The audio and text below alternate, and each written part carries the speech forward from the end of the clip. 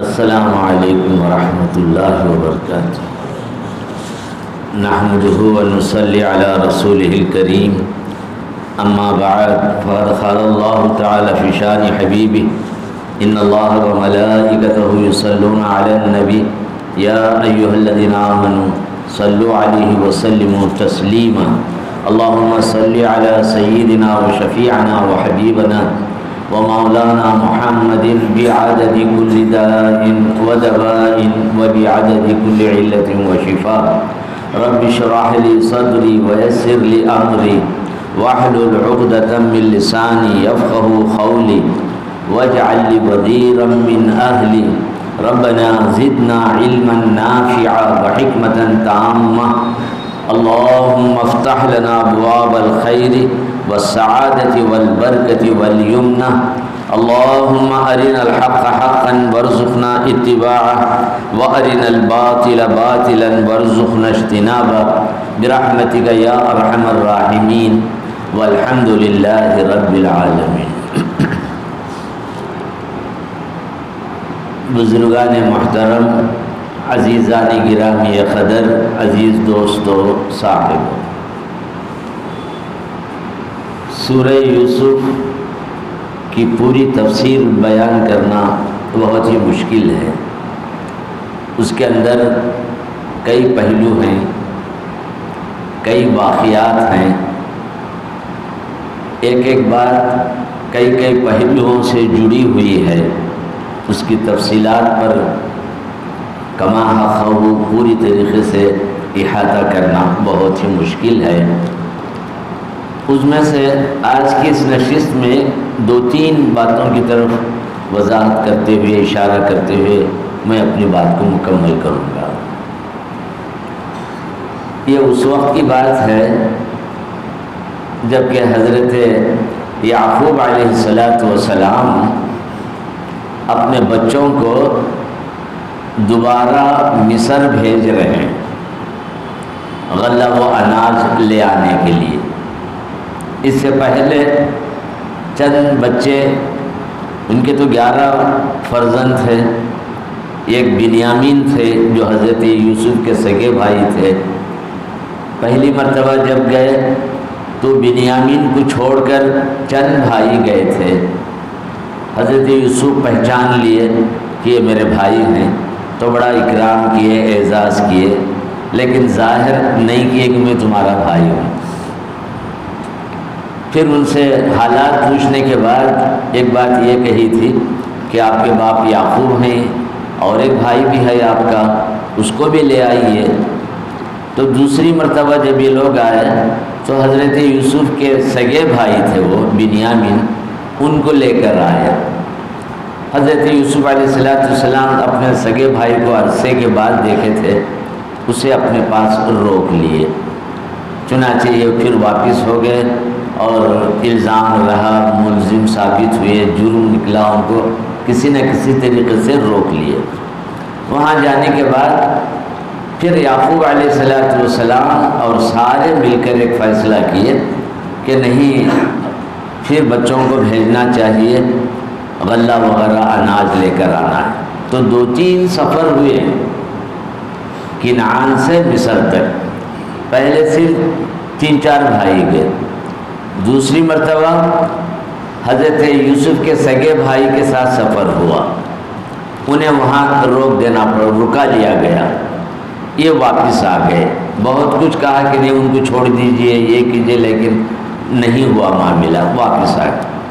پھر تیسرا ایک سفر ہوا تو اس موقع پر حضرت یوسف علیہ السلام کے تمام بھائیوں کو بھیجنے کا فیصلہ ہوا۔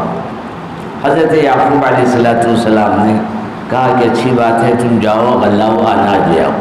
اب اس وقت کنعان میں حضرت یعقوب رہے یا وہ 11 بچوں کی اولاد رہی، ان کے بیٹے، پوتے، نواسے یا ان کی بیٹیاں رہی ہیں، تو ان کا یہ پورا خاندان یہ رہا، باقی کے سب وہاں چلے گئے۔ غلہ لینے کے خیال سے حضرت یوسف علیہ السلام کو اب تک بھی یہ لوگ نہیں پہچانے تھے، سب نکل گئے۔ جانے کے وقت حضرت یعقوب علیہ السلام نے جو عجیب و غریب بات کہی ہے، عقل کے اعتبار سے تو شاید اس کو کوئی کچھ عجیب انداز سے لیں گے، لیکن یہ قرآن کی آیتوں میں ہے، مفسرین نے لکھا ہے۔ حضرت یعقوب علیہ السلام نکلتے وقت اپنے بچوں کو نصیحت کی۔ قریباً 10 بچے تھے، بڑے بڑے تھے، سب خوبصورت تھے، نوجوان تھے۔ حضرت یوسف سے ان لوگوں کا بھی حسن کچھ کم نہیں تھا۔ جب یہ جانے لگے تو اس موقع پر جو نصیحت کی ہے، ایک وصیت کی ہے، یہ ہدایت کی ہے، وہ قرآن کریم میں آ رہی ہے، وہ غور کے قابل ہے۔ وقال یا بنی لا تدخلوا من باب واحد، اے میرے بچوں، جب تم مصر میں داخل ہو جائیں گے تو مصر میں ایک ہی دروازے سے سب داخل نہیں ہونا۔ مصر کے کئی راستے تھے، مختلف راستوں سے شہر میں داخلہ ہو رہا تھا، تو حضرت یعقوب نے یہ نصیحت کی، تم سب مل کر ایک ہی دروازے سے مت جاؤ۔ وَادْخُلُوا مِنْ أَبْوَابٍ مُتَفَرِّقَةٍ، الگ الگ دروازوں سے 2 3 3 ایک، اس طریقے سے وہاں جاؤ اور بادشاہ سے ملاقات کرو۔ وَمَا أُغْنِي عَنْكُم مِّنَ اللَّهِ مِنْ شَيْءٍ۔ اب یہاں پر مفسرین نے لکھا ہے کہ حضرت یعقوب علیہ السلام نے اپنے بچوں کو شہر میں داخل ہونے کے وقت ایک جتھے کی شکل میں مت داخل ہونا، 2 3 3 الگ الگ دروازوں سے داخل ہونا، آپ کے اس ارشاد کی وجہ کیا تھی؟ یہ ہدایت آپ نے یہ کیوں کی؟ اکثر علماء نے اس کی 2 وجہ بتائیں۔ وَعَلَمْ أَنَّ هَذِهِ الْوَجْهَ مُحْتَمِلٌ لِإِنْكَارٍ فِيهِ، اس میں 2 باتیں۔ پہلی بات یہ تھی کہ جتنے بھی تھے بہت ہی حسین و جمیل بھی تھے، خوبصورت بھی تھے، اور وہاں کے لیے بالکل اجنبی تھے، وہ ان کا وطن نہیں، وہاں ان کے کوئی لوگ نہیں۔ اگر یہ سب ایک ساتھ جائیں گے تو ممکن ہے ان کے اوپر کسی کی نظر بد نہ لگ جائے، ایک فکر وہ تھی۔ دوسری فکر یہ تھی کہ یہ لوگ 1 2 مرتبہ بادشاہ کے پاس گئے ہیں، بادشاہ نے خاص اعزاز و اکرام کیا ہے، تحفے تحائف دیا ہے، قیمتیں واپس کر دیا ہے، بڑا اکرام کیا ہے۔ کہیں ایسا نہ ہو جب یہ جائیں گے تو ان پر حسد ہو کر ان کی کوئی مخالفت کریں، تکلیف پہنچائیں۔ یہ 2 پہلو، 2 رائے ہیں اس میں علماء کی، کہ ایک طریقے سے یہ پہلی رائے کو سارے لوگوں نے کہا کہ نہیں، حسد وغیرہ کی ایک جزوی بات ہے جو بعض علماء نے کہی۔ تمام مفسرین نے زیادہ تر جس بات پر زور دیا ہے وہ نظر بد کی وجہ سے، کیونکہ نظر لگ جانا یہ خوبصورت ہونے کی وجہ سے، تندرست اور توانا ہونے کی وجہ سے کسی کی نظر نہ لگے، اس لیے الگ الگ ہو کر چلے جاؤ، وہاں جا کر بادشاہ سے ملاقات کرو۔ یہ ایک بات ہے۔ وہ عبارت بھی میں آپ کو سنا دینا چاہتا ہوں، یہ مفسرین میں ان العین لتدخل الرجل الخبر والجمل الخضر، نبی اکرم صلی اللہ علیہ وسلم کی ایک حدیث مفسرین نے نقل کی ہے، کہتے ہیں نظر لگنا کسی کی یہ حق ہے، یہ نظر کی وجہ سے آدمی خبر میں چلا جاتا ہے، اسی نظر کی وجہ سے اونٹ ہانڈی میں آ جاتا ہے، خضر کہتے ہیں ہانڈی۔ نظر اتنی خراب چیز ہے کہ وہ آدمی کو پوری طریقے سے توڑ کر رکھ دیتی ہے، اسے موت کے گھاٹ تک بھی پہنچا دیتی ہے۔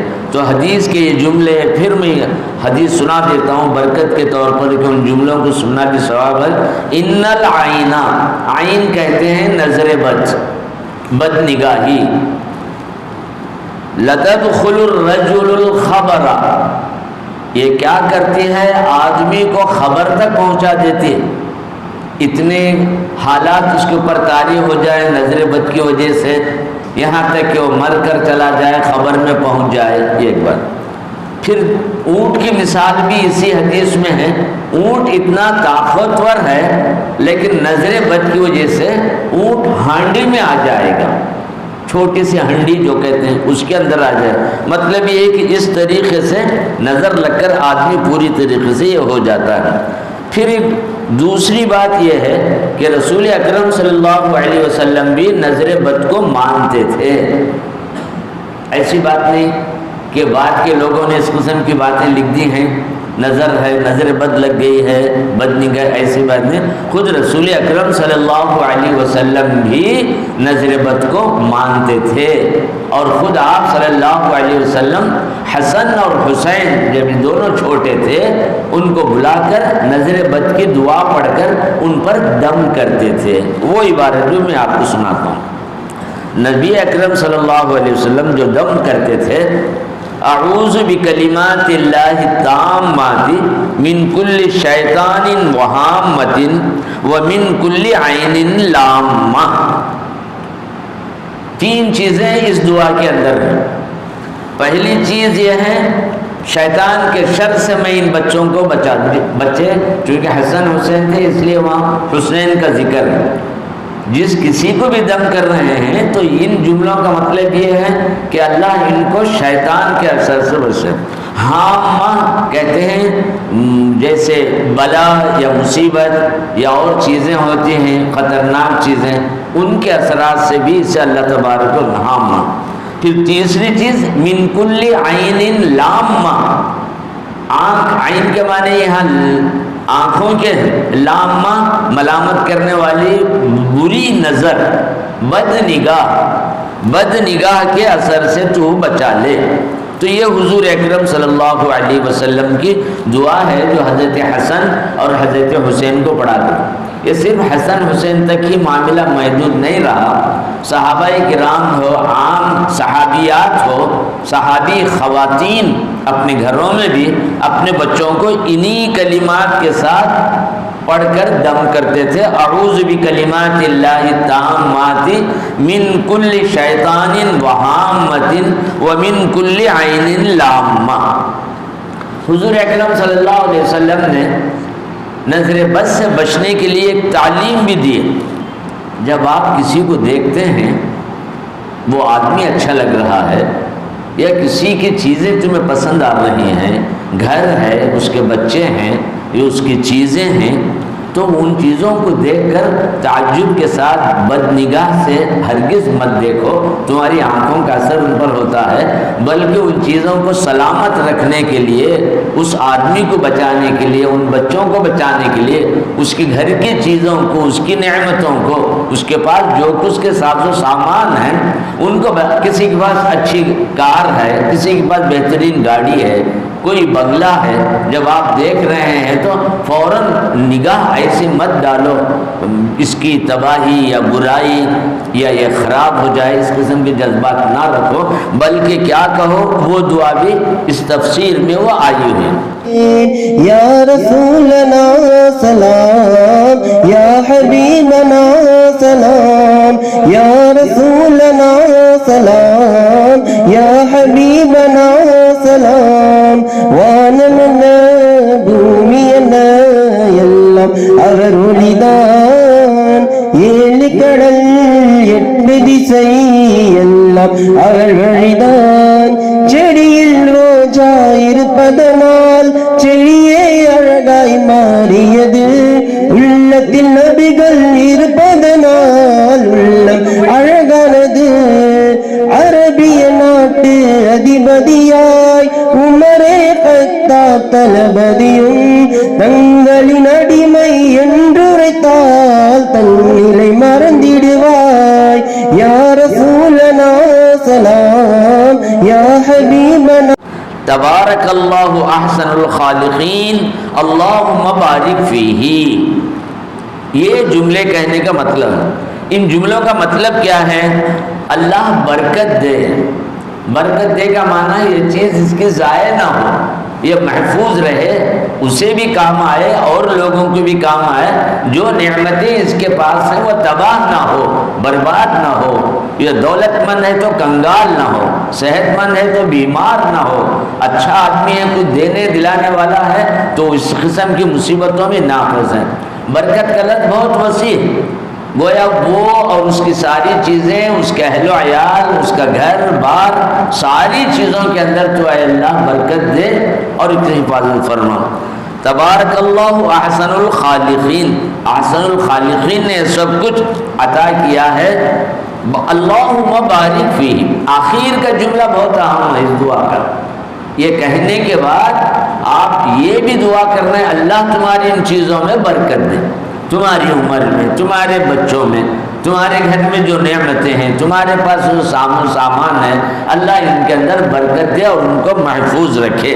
یہ بات ہے، یہی وجہ۔ پھر اس کے علاوہ سورہ کہف کے اندر بھی ایک آتی ہے، ما شاء اللہ لا قوت الا باللہ۔ دونوں بھائی باغ میں گئے، باغ میں جانے کے بعد ایک نے کہا کہ یہ چیزیں ختم ہوں گی، میں کبھی خیال بھی نہیں کر سکتا اس چیز کو۔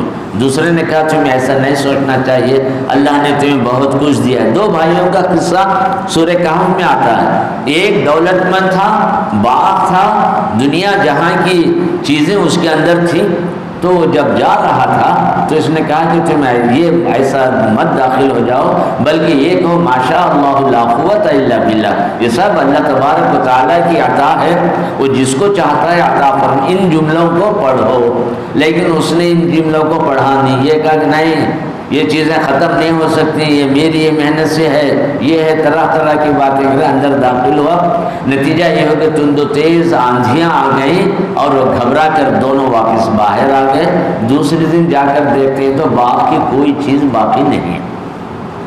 یہ باغ جو تباہ ہوا وہ ساتھی کی نظر بد کا کوئی قصہ نہیں تھا اس میں، بلکہ اس کا غرور، تکبر، یہ چیزیں میری ہیں، میں کبھی تصور بھی نہیں کر سکتا کہ یہ چیزیں ختم ہو سکیں گی، یہ غرور تھا۔ تو اللہ تبارک و تعالی تو ساتھی نے کہا کہ ما شاء اللہ لا قوت الا باللہ، یہ جملے کہو، اللہ جو چاہے وہی ہوگا، وہی قوت والا ہے، وہی طاقت والا ہے، وہی دینے والا ہے، وہی لینے والا ہے۔ لیکن اس کا دماغ اتنے اونچے تھا کہ اس نے کسی بات کی طرف توجہ نہیں دی، نتیجہ یہ ہوا کہ ساری چیزیں ختم۔ تو حدیثوں میں دو دعائیں ہیں، اللہم بارک فیہ فتبارک اللہ احسن الخالقین، یہ کہیں اللہم، یہ دعا کرو کہ اللہ تعالیٰ اس میں برکت دے۔ پھر یہ کہ ماشاء اللہ، کوئی بھی چیز اچھی لگی تو فوراً تم یہ مت کرو، بلکہ یہ کہو ماشاء اللہ لا قوت الا باللہ، اللہ اسے محفوظ رکھے، یہ کرے۔ اس کے تعلق سے مفسرین میں سے مولانا شفیع صاحب پاکستانی نے، ان کی کتاب ہے معارف القرآن، اس کے اندر انہوں نے اس واقعے کو ایک نقل کیا ہے۔ نظر بد کے اثرات ہوتے ہیں، سرکار دو عالم صلی اللہ، انہوں نے بھی امام قرطبی کے حوالے سے لکھا، ایک اور تفسیر ہے قرطبی، اس کے حوالے سے شفیع صاحب نے معارف القرآن میں نقل کیا ہے۔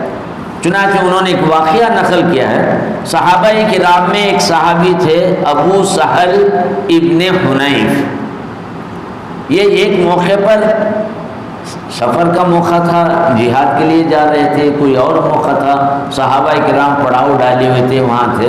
یہ سہل ابن حنیف نہانے کے لیے ایک جگہ جا کر اپنے کپڑے اتارے۔ یہ صحابی بہت ہی خوبصورت بھی تھے، بدن بھی بڑا پیارا تھا۔ جیسے اس مقام پر ایک اور صحابی آ گئے، ان کا نام بھی ہے عامر ابن ربیعہ۔ عامر ابن ربیعہ نے فوراً ان کو دیکھا کہ پورے کپڑے نکالے، شاید تہبند تھوڑا سا باندھے ہوئے پانی نہانے کے لیے کنارے ٹھہرے ہوئے تھے، سامنے آ گئے تو بدن پر نظر پڑتے ہی فوراً کہا اتنا حسین و جمیل بدن، اتنا خوبصورت نوجوان میں نے تو کبھی دیکھا ہی نہیں۔ یہ جملے ان کی زبان سے نکلے، ان کے زبان سے جملے نکلنا ہی تھا، حضرت سہیل اسی دن شام میں بیمار پڑ گئے، سخت تیز قسم کا بخار چڑھ گیا۔ آمد صلی اللہ علیہ وسلم کو اس کی اطلاع ہوئی کہ سہیل سخت بیمار ہو گئے، بخار آ گیا۔ اب چونکہ اللہ کے رسول پیغمبر ہیں، وحی کے ذریعے، اشارات کے ذریعے ساری چیزیں آپ کو معلوم ہو جاتی ہیں، کیوں ہوا ہے ان کو دیکھ کر پہچان کر آپ نے فوراً عامر ابن ربیعہ جو صحابی تھے ان کو بلایا۔ بلانے کے بعد کہا کہ تم ادھر آؤ، وضو کرو، وضو کا پانی ایک برتن میں جمع کرو اور یہ پانی لے جا کر سہیل کے بدن پر ڈال دو۔ چنانچہ یہ لے جا کر ایک روز یا دوسرے روز جس دن بھی ہوا ہو یہ واقعہ، جا کر انہوں نے اپنی وضو کا پانی ان کے بدن پر ڈال دیا، تو اس کے بعد شام کے بعد چند گھنٹوں کے بعد ان کا بخار اتر گیا، وہ چلنے پھرنے کے قابل ہو گئے، جو بستر پر پڑ گئے تھے تندرست توانا ہو گئے۔ اس واقعے کے موقع پر نبی اکرم صلی اللہ علیہ وسلم نے عامر ابن ربیعہ کو پھر دوبارہ بلایا، بلانے کے بعد کہا حلا یقتل احدکم اخاہ الا برت ان العین حق، کیوں تم اپنے بھائی کو اپنی نظر بد کی وجہ سے اس مصیبت میں ڈال دیے؟ کتنا اچھا ہوتا جب ان کا بدن تمہیں خوبصورت نظر آیا تو ان کے لیے برکت کی دعا کرتے، بارک اللہ فی احسن الخالقین، ماشاء اللہ بارک اللہ، یہ جملے کہتے تو نظر بد کا حق ہونا ہے۔ تو اس حدیث کے اندر بھی یہ لفظ آ رہا ہے اخاہ برکت ان العین حق، تم یہ کیوں نہیں کہے کہ اللہ برکت دے؟ اگر تم ایسا کہتے تو تمہارے نگاہوں کے اثر سے وہ بیمار نہیں پڑتے۔ اس لیے اس حدیث سے ایک اصول ہمارے فقہاء نے یہ بات نکالی ہے، جہاں کہیں ایسی کوئی بات ہو جائے، کسی کی چیز نظر آئے تو فوراً تم یہ کلمات کہو۔ اب یہ تو اخلاص کا معاملہ ہے، دوسروں کی بھلائی چاہنے کا معاملہ ہے۔ اگر کسی کے دل میں نیت ہی یہ ہے کہ تباہ ہو جائے تو اسے کون کیا کر سکتے ہیں، لیکن نظر بد کے واسطے یہ چیز ہے۔ چند روز پہلے میں نے حضرت موسیٰ اور ہارون علیہ السلام کے واقعے میں 2 آیتوں کی تفسیر بتلائی تھی، 11ویں پارے میں یعتذرون میں ہے۔ اس فلما القوا قال موسیٰ ما جئتم به السحر ان اللہ سیبطلہ، اللہ اسے باطل کر دے گا جس نے سحر کیا ہے۔ یہ آیتوں کو پڑھ کر دم کر کے جس کے اوپر سحر ہو، نظر بد ہو، اس پر ڈال دیا جائے، غسل کیا جائے، یہ بات بھی 11ویں پارے کی تفسیر میں یہ آ چکی۔ اب یہاں حضرت یعقوب علیہ السلام نے اپنے بچوں کو نظر بد سے بچانے کے لیے یہ کہا۔ پھر اس کے بعد ایک بات جو بہت ہی ضروری ہے وہ بھی حضرت یعقوب کی زبان سے آ گئی، وما اغنی عنکم من اللہ من شیء، اللہ کا جو فیصلہ ہے اسے میں ٹال نہیں سکتا، یہ ایک تدبیر ہے، کوشش ہے جس کی وجہ سے میں نے یہ کیا ہے۔ یہ جو کچھ معاملہ ہے اللہ تبارک و تعالیٰ کے فضل کا معاملہ ہے، تقدیر کو ٹالنے والی کوئی چیز تو ہے نہیں ہے۔ لہذا اس معاملے میں مفسرین نے ایک بات لکھی ہے، اللہ پر یقین، توکل، یہ جو ظاہری اسباب ہیں یہ اپنی جگہ ضرور کر لینی چاہیے، اعتماد اللہ پر کرنا چاہیے، کیونکہ حضرت یعقوب علیہ السلام نے یہ سب کرنے کے باوجود آخر میں جو انہوں نے کہا علیہ فلیتوکل المتوکلون، اس پر اللہ ہی پر توکل کرو، یہ مت سمجھو کہ یہ ساری چیزیں اصل میں ہونے والی ہیں، ہوتے ہیں، اس کا توڑ تمہیں کرنا۔ تو خلاصہ اس ساری بحث کا نظر بد بھی حق ہے، سحر بھی حق ہے، اس کے توڑ کے لیے یہ چیزیں ہیں۔ حضور اکرم صلی اللہ علیہ وسلم نے عامر کو جو وضو کر کے پانی ڈالنے کے بعد سہیل کو بتلائی وہ بھی ہے۔ اور سورہ قلم کی آخری 2 آیتیں ہیں، وَإِن يَكَادُ الَّذِينَ كَفَرُوا لَيُزْلِقُونَكَ بِأَبْصَارِهِمْ لَمَّا سَمِعُوا الذِّكْرَ وَيَقُولُونَ إِنَّهُ لَمَجْنُونٌ وَمَا هُوَ إِلَّا ذِكْرٌ لِّلْعَالَمِينَ۔ ان 2 آیتوں کے بارے میں بھی تمام مفسرین نے لکھا ہے، سحر ہو، نظر بد ہو تو یہ 2 آیتیں پڑھ کر دم کرو، یہ آیتیں خود پڑھ کر اپنے پاس اوپر پھونک لو۔ پھر فلق اور ناس، اس کو معوذتین کہا جاتا ہے۔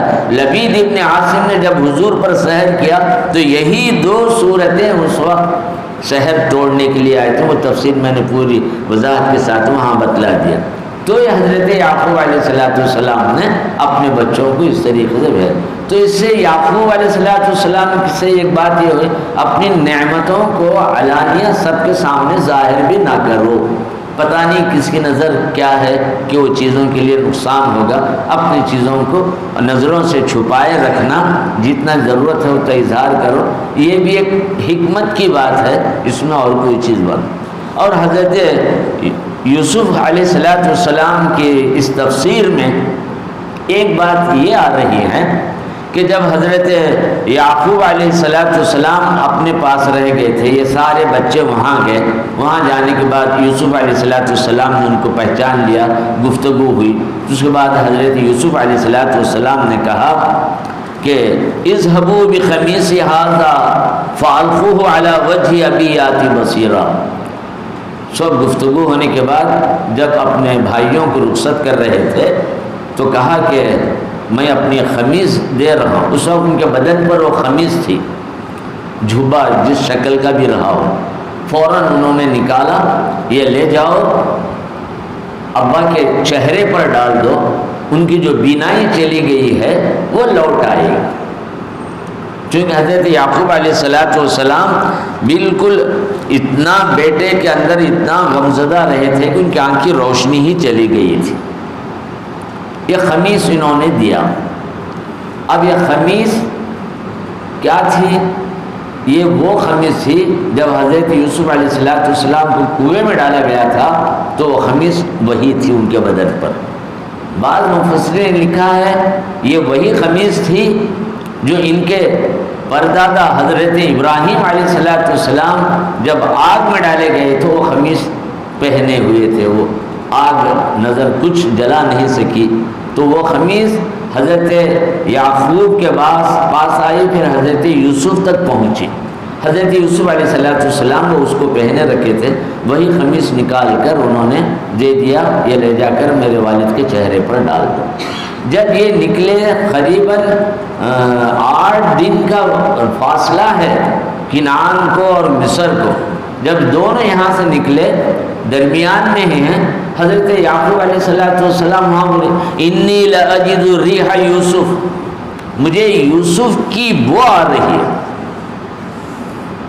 سب بیٹیاں اور ان کے گھر کے جتنے بھی لوگ تھے، انک فی ضلالک القدیم، اے دادا جان آپ ابھی اسی گمراہی میں ہے، یوسف کو ختم ہوئے زمانہ ہو چکا، آپ یہ کیا ہے کہ ابھی مجھے بو آ رہی ہے؟ بولتے ہیں نہیں میں یوسف کی بو سونگ رہا ہوں، بو آ رہی ہے۔ جب اس قریب گئے تو بنیامین کے ہاتھ میں وہ خمیص تھی، انہوں نے اپنے بھائیوں سے کہا یہ خمیص میں اپنے والد کے چہرے پر ڈالنا چاہتا ہوں، کوئی نہ ڈالے، مجھے یہ حق دے۔ سبھی نے کہا تم کیوں ڈالتے ہو؟ فلاں ڈال سکتا نہیں، آپ کی کیا اس میں خاص بات ہے؟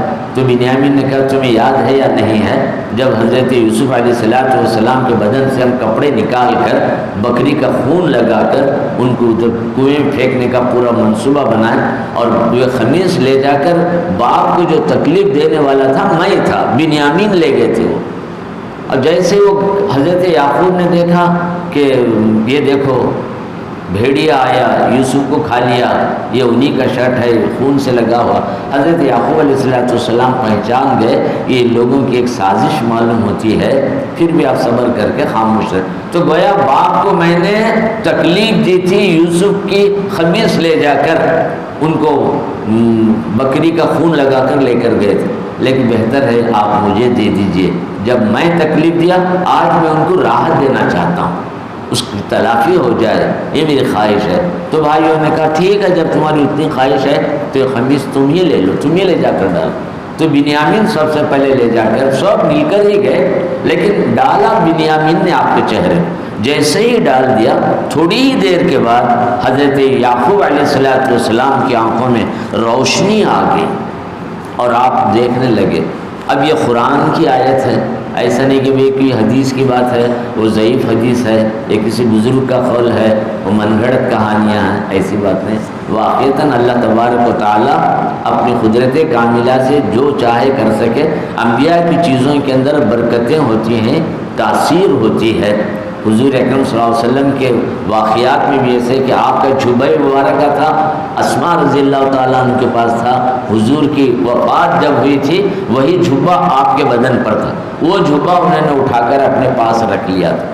چنانچہ یہ مشہور روایت ہے، کئی محدثین نے نقل کیا ہے، مدینے میں جب کوئی بیمار ہو جاتا ان کے پاس آتے دعا کے لیے، دم کرنے کے لیے، پھونکنے لیے، تو وہ جھبا نکال کر پانی میں ڈال دیتے، وہ پانی اسے پلا دیتے تھے، بچہ صحت مند ہو جاتا تھا۔ اب اس کپڑے میں کیا ہے بھائی جو بدن میں تھا اس کپڑے کو بھگا کر پانی دیے تو پانی پینے سے صحت یاب ہو۔ ایسی ایک دو نہیں سینکڑوں مثالیں ہیں، بھلے سے انسانی عقل ان چیزوں کو مانے یا نہ مانے، لیکن ہے اپنی جگہ ان کے اندر حقیقت۔ تو یہ دو پہلو کے بعد اب تیسرا پہلو جو مختصر طور پر وہ بھی کہہ کر اپنی بات کو بھی مکمل کر دوں گا کہ وہ خواب جو اصل تھا، جسے کہا تھا یا بنی لا تقصص رؤیاک، اے بچے خواب اپنے بھائیوں کو مت بتا۔ یہ کیوں کہا؟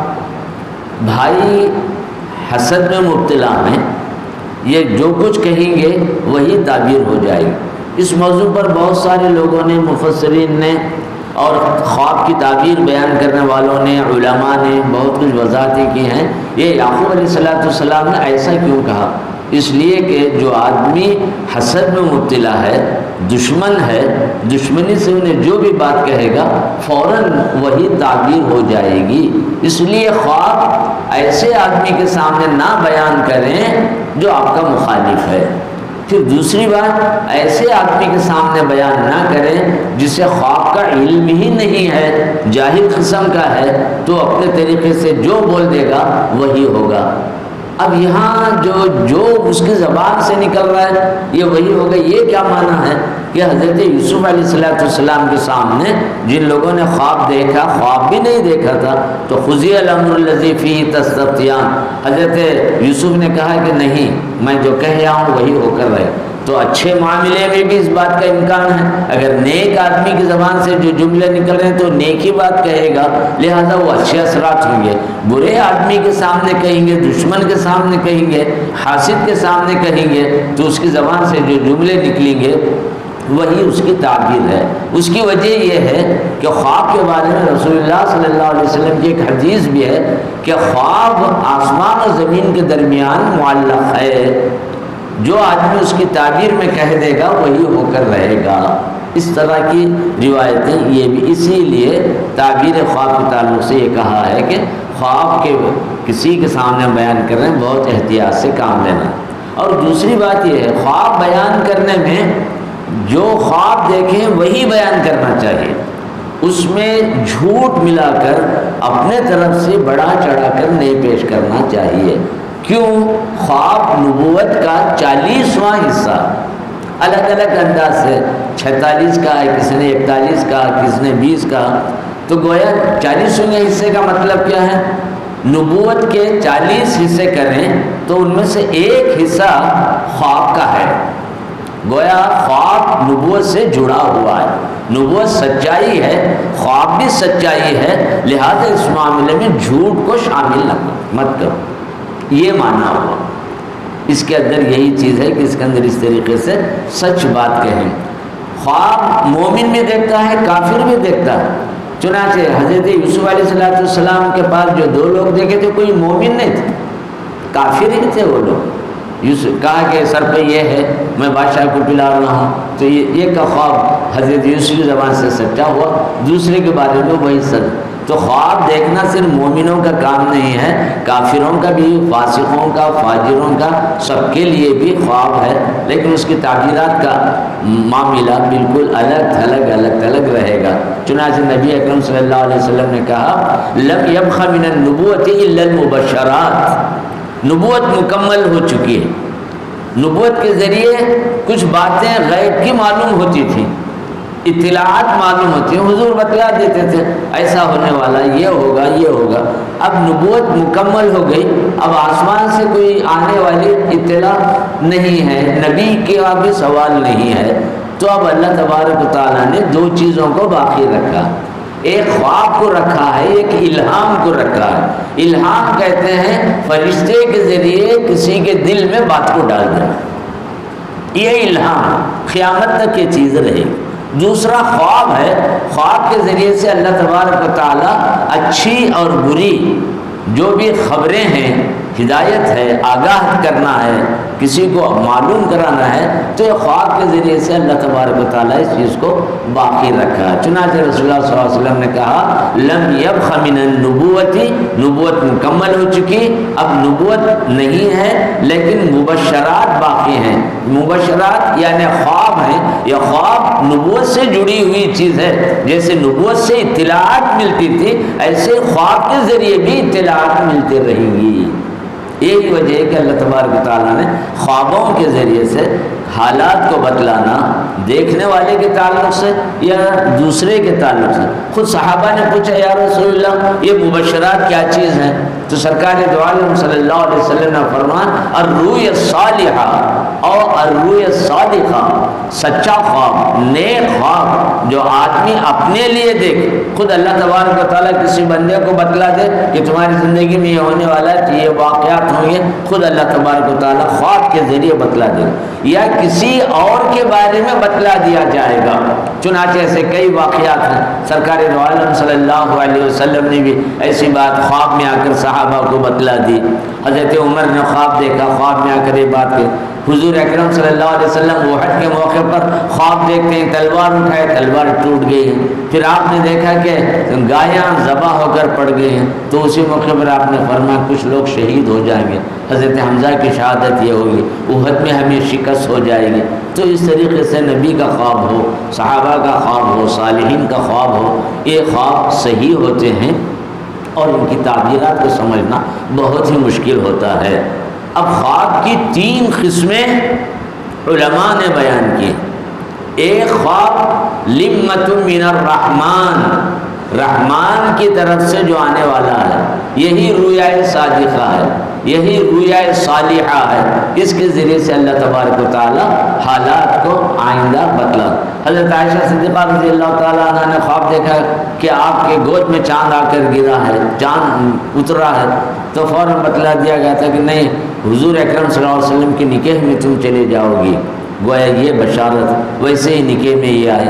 اور زانوں کے پاس چاند گیا، آپ کے مانڈ یا ران جو ہماری زبان میں چاندواں، تو بالکل رسول اللہ صلی اللہ علیہ وسلم کئی مرتبہ آپ کے زانوں پر ہی سر رکھ کر لیٹتے تھے، بڑے آرام کر، یہاں تک کہ وفات ہوئی تو اس وقت بھی حضرت عائشہ صدیقہ کے زانوں پر ہی سر مبارک تھا اور اسی پر تسبیح کر رہے تھے۔ یہی حالت میں سرکار دو عالم صلی اللہ علیہ وسلم جب خواب کی وہ تعبیر اس طریقے سے ہوگی نکاح، ایسے ایک دو نہیں سینکڑوں مثالیں ہوں، تفصیلات کی طرف جانے کی ضرورت نہیں، اتنی بات یاد رکھنی ہے۔ خواب ایک وہ ہے جس کو لمۃ من الرحمن، خواب رحمانی، رحمان کی طرف سے آنے والا خواب جس کی تعبیر صحیح اور درست ہے۔ پھر ایک خواب ہے لمۃ من الشیطان، شیطان کی طرف سے بھی ایک خواب ہوتا ہے، اپنی پوری قوت کے ساتھ خواب کو سر یہ کر سکتا ہے۔ یہ خواب اس کی کوئی تعبیر بھی نہیں، یہ بالکل جھوٹا خواب ہے۔ پھر ایک خواب ہے لمۃ من احداث النفس، آدمی دن بھر جن چیزوں کو اپنے ذہن میں رکھا ہوا ہے، گندی چیزیں دیکھ رہا ہے، طرح طرح کی، وہ دیکھ کر سو رہا ہے تو خواب میں کچھ باتیں نظر آ جاتے ہیں، یہ اس کے خیالات ہیں، اس کی بھی کوئی تعبیر نہیں۔ البتہ دوسرا خواب جو شیطانی خواب بتلایا گیا ہے، اس کے تعلق سے حضور اکرم صلی اللہ علیہ وسلم نے ہدایت دی، سونے کے وقت وضو کر کر سو جاؤ۔ اگر تمہیں خواب کوئی بھیانک نظر آ رہا ہے تو فوراً اٹھ کر تھوک دو، رخ بدل کر سو جاؤ، یا بہتر ہے اٹھ کر وضو کر لو اور نماز ادا کرو اور اپنے رخ کو بدلو، تاکہ اس خواب کے برے اثرات زندگی پر مرتب نہ ہو۔ تو شیطانی خواب ہی سے وہ احتلام کا بھی تعلق ہے، خواب مرد کے ساتھ پیش آئے یا عورت کے ساتھ پیش آئے۔ یہ خواب کے جو احداث النفس ہے اس کی بھی کوئی تعبیر نہ، صرف ایک ہی خواب جو صحیح ہے وہ صالحین کا خواب رحمان کی طرف سے ہے۔ اب خواب کی حقیقت کیا ہے، یہ آخری گفتگو میں مکمل کر دینا چاہتا ہوں۔ اللہ نے عالم مثال ایک چیز بنائی، عالم مثال، عالم مثال میں قیامت تک جتنی چیزیں ہونے والی ہیں اس کی ایک ایک شکل کے ساتھ اللہ نے رکھا۔ عقلی اعتبار سے اس کا سمجھنا مشکل۔ آدمی جب سو جاتا ہے تو بدن سے اس کی جو روح نکلتی ہے، 2 وقت روح انسان کی نکلتی ہے، نیند سے نکلتی ہے۔ یہ آپ کو سورہ زمر کے اندر 2 باتیں مل جائیں گی کہ خواب کی حالت میں روح نیند کی حالت میں روح نکل جاتی ہے، پھر لوٹ آتی ہے۔ جب اس کا خاتمہ ہی ہے، جب نکل جاتی ہے تو پھر دوبارہ لوٹ کر، اس کو کہتے ہیں روح حساسی، روح حیاتی۔ روح حساسی لوٹ کر آتی ہے، روح حیاتی لوٹ کر نہیں آتی۔ نیند کی حالت میں انسان کی روح نکل جاتی ہے، پھر روح واپس آ جاتی ہے۔ جب موت تازی کرنا ہے تو جب بدن سے نکلتی ہے تو آنے کا سوال نہیں، نیند ہو یا بیداری ہو، اس وقت جو روح نکلتی ہے وہ روح حیاتی ہے۔ خواب کی حالت میں، نیند کی حالت میں جو روح نکلتی ہے اس کو روح حساسی کہتے ہیں۔ روح حساسی کا تعلق، روح کو تو بڑی قوت اور طاقت، عالم مثال سے اس کا تعلق پیدا ہو جاتا ہے۔ عالم مثال میں وہ سیر کرتی ہے، جہاں چاہے جاتی ہے، وہاں کے واقعات جو دنیا میں آنے والے ہیں، اچھے ہوں برے ہوں، ساری چیزیں، روح جہاں جہاں جاتی ہے وہ تمام چیزیں انسان سوئے ہوئی حالت میں اس کو دیکھتا جاتا ہے۔ خواب کی یہی حقیقت۔ خواب، یہ نیند اور موت دونوں ایک، النوم اخت الموت۔ علماء نے کہا ہے نیند کیا ہے؟ موت کی بہن ہے، دونوں ایک ہے۔ موت اور نیند اور موت میں بڑا گہرا تعلق ہے۔ یہی وجہ ہے کہ آپ نے محسوس کیا ہوگا، آدمی جب گہری نیند میں ہوتا ہے اس کی وجہ یہ ہے کہ روح حساسی کا تعلق بدن سے کمزور پڑ چکا ہے۔ آپ کسی کو اٹھاؤ کبھی کبھی اٹھتا ہی نہیں، کیوں نہیں اٹھتا ہے کہ حساسی روح کا تعلق بدن سے بہت ہی کمزور تھا، بڑی دیر کے بعد اٹھ جاتا۔ اور آدمی خواب دیکھ رہا ہے، بازو والے کو خبر ہی نہیں، وہ خواب میں ڈر رہا ہے، چیخ رہا ہے، پکار رہا ہے، طرح طرح کی وہ آوازیں کر رہا ہے، بازو بیٹھے والے آدمی کو پتہ بھی نہیں چلتا ہے کہ خواب میں کیا مناظر دیکھ رہا ہے۔ کیا اچانک جگا دو تو خواب کا اتنا بھیانک اثر رہتا ہے کہ وہی کیفیت زبان پر آ جاتی، پسینہ پسینہ، حیران پریشان۔ چنانچہ عموماً ہوتا ہے، کیا بیٹے تم کوئی بڑا بھیانک خواب دیکھے ہو کیا؟ چہرہ بہت پریشان۔ تو اثرات وہ روح کے عالم مثال کے یہاں تک ہوتے ہیں، یہ سب غیبی حقیقتیں ہیں۔ عالم مثال سے روح کا تعلق ہوتا ہے اور خواب اسی وجہ سے نظر آتا ہے۔ اسی لیے حضور اکرم صلی اللہ علیہ وسلم نے کہا کہ شیطانی خواب اور برے خیالات کا جو خواب جو سوچ کر سوتے ہیں، اس سے بچنے کا طریقہ یہی ہے کہ آدمی خواب دیکھنے کے بعد وضو کر لے، رخ بدل کر سو جائے یا جگہ بدل دے اور یہ نماز ادا کر لے۔ اور کوئی بھیانک خواب ہے تو علماء خواب نے کہا ہے کہ صدقے کا اہتمام کرے، صبح ہونے کے بعد صدقہ دے تاکہ اس خواب کے برے اثرات نہ ہوں۔ یہ چند باتیں تھیں جو میں نے آپ حضرات سامنے رکھا ہے۔ اللہ تبارک و تعالی ہماری اس مجلس کو قبول فرما لے۔ اللہ تبارک، اب چند دن ہفتے کی بات ہے، شب قدر تک کی مجلسیں ہیں، آپ حضرات جو بڑی مسرت کے ساتھ قرآن اور تفسیر کے لیے آتے ہیں، یہ نیکی اللہ تبارک و تعالی قبول فرما لے۔ یہ دوسرا عشرہ ہے، اے پاک پروردگار اپنے فضل و کرم سے ہم سب کی مغفرت فرما۔ مغفرت سے بڑھ کر کوئی نعمت نہیں ہے، مغفرت ہی نہ ملے تو ساری نیکیاں بیکار ہیں۔ اے اللہ تو اپنے شان کریمی سے سارے گناہوں کو معاف فرما، مغفرت فرما۔ نہ صرف ہماری مغفرت بلکہ ہمارے آباء و اجداد جو جا چکے ہیں، دوست احباب رشتہ دار جا چکے ہیں، ان سب کی بھی مغفرت فرما۔ نہ معلوم جاتے وقت انہوں نے توبہ کس حال میں کیا ہے، کیا معاملہ ہے، وہ جانے، اللہ تبارک و تعالی جانے، لیکن ہم ان کے حق میں یہی کہیں گے اے اللہ تو ان سب کی مغفرت فرما اور ہم سب کی مغفرت فرما۔ تو اپنے فضل و کرم سے ہماری اولاد آل کا سلسلہ بھی دنیا میں جاری و ساری فرما۔ ان کے سے بھی کچھ گناہ ہو جائیں، اس بات کا تو پورا ہی امکان بھی ہے، ان کی بھی مغفرت کا تو اپنے فضل و کرم سے انتظام فرما دا۔ ماہ رمضان کے دوسرے عرصے میں مغفرت ہی مغفرت ہے۔ اے اللہ تو عفو درگزر کا معاملہ فرما۔ رسول اکرم صلی اللہ علیہ وسلم کی وہی دعا آپ حضرات بھی اپنے دل میں زبان سے کہہ لیے، اللہم انک عفو تحب العفو فاعف عنا یا کریم۔ قرآن کریم کی دعا ہے واعف عنا واغفر لنا وارحمنا بحق سید المرسلین وآلہ الطیبین تقبل هذا الدعاء ان اللہ وملائکتہ یصلون علی النبی یا ایہا الذین آمنوا صلوا علیہ وسلموا تسلیما اللہم صلی علی محمد وعلی آلہ وصحبہ اجمعین سبحان ربک رب العزة عما یصفون وسلام علی المرسلین.